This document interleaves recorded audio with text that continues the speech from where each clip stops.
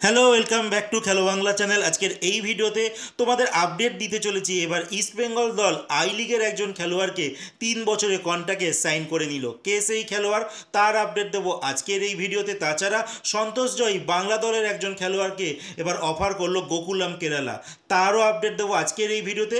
একজন স্প্যানিশ খেলোয়াড় যিনি কিনা সেল্টা ভিগো দলে খেলেছিলেন, সেই খেলোয়াড়ের সঙ্গে কথাবার্তা চালাচ্ছে আইএসএল এর একটি দল। সমস্ত খবর এক এক করে বলবো। তার আগে প্রতিদিনের মতো বলবো, খেলার আপডেট খবর পাওয়ার জন্য আমাদের চ্যানেলটিকে সাবস্ক্রাইব করতে একদম ভুলো না। তো চলো শুরু করা যাক আজকে প্রথম খবরটি শুরু করছি হিজাজি মায়ের দেশ জর্ডানকে নিয়ে। যেই জর্ডান প্রথমবারের মতো ইতিহাসে তারা বিশ্বকাপ ফুটবল খেলতে চলেছে। লাস্ট তারা বিশ্বকাপ কোয়ালিফায়ারের ম্যাচ খেলেছিল ওমানের সঙ্গে, যেখানে ওমানকে তারা 3-0 গোলে হারিয়ে দেয়। আর আলটিমেট প্রথমবারের মতো তারা কিন্তু বিশ্বকাপ খেলার ছাড়পত্র পেয়ে গেছে। শুধু তারা নয়, তাদের সঙ্গে কিন্তু উজবেকিস্তান দলও কিন্তু প্রথমবার বিশ্বকাপ ফুটবল খেলবে। 2018 সালে যদি ফিফা র্যাঙ্কিং বলি, সেই সময় ভারতীয় ফুটবল দল 97 স্থানে ছিল, আর উজবেকিস্তান দল তারা ছিল 95 স্থানে। আর এই মুহূর্তে দাঁড়িয়ে ভারতীয় ফুটবল দল একের পর এক ম্যাচ হেরে যাচ্ছে। আর উল্টো দিকে যে সমস্ত দেশের সঙ্গে ভারতীয় ফুটবল দল একটা সময় ড্র করেছে বা কমসে কম সেই দেশকে হারিয়েছে, সেই সমস্ত দেশগুলো কিন্তু এবার বিশ্বকাপ ফুটবল খেলতে চলেছে। তো মিস্টার কল্যাণচবের হাত ধরে ভারতীয় ফুটবল কিন্তু একের পর এক হারার কিন্তু রেকর্ড তৈরি করছে। আগামী 10 তারিখ এএফসি এশিয়ান কোয়ালিফায়ারে যে ম্যাচ রয়েছে হংকংয়ের সঙ্গে, সেখানে ইম্পর্টেন্ট ম্যাচ ভারতীয় ফুটবল দলের কাছে। এবার দেখার বিষয় ভারতীয় ফুটবল দল এই ম্যাচটির জন্য কী পরিকল্পনা করে। কারণ লাস্ট প্রত্যেকটা ম্যাচে আমরা দেখছি ভুল টিম সিলেকশন, আর যার জন্যই কিন্তু খেসারত দিতে হচ্ছে ভারতীয় ফুটবল দলকে।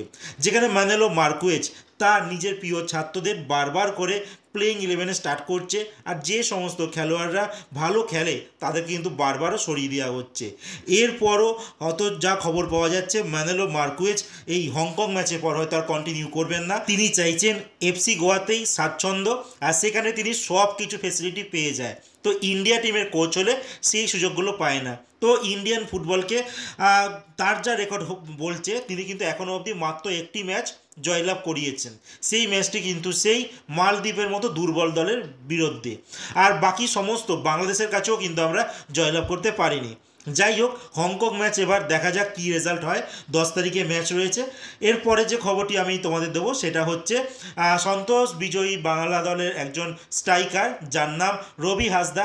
লাস্ট আমরা দেখেছিলাম আইএসএলে তিনি মোহামেডান স্পোর্টিংয়ে খেলছিলেন। এখনও অবধি যা খবর পাওয়া যাচ্ছে তিনি মোহামেডান স্পোর্টিংয়ে থাকার চান্সটাই বেশি। বাট তার কাছে কিন্তু আই লিগের গোকুলাম কেরালার কাছ থেকে কিন্তু একটা অফার এসেছে। এবার দেখার বিষয় গোকুলাম কেরালায় তিনি মুভ করেন কিনা।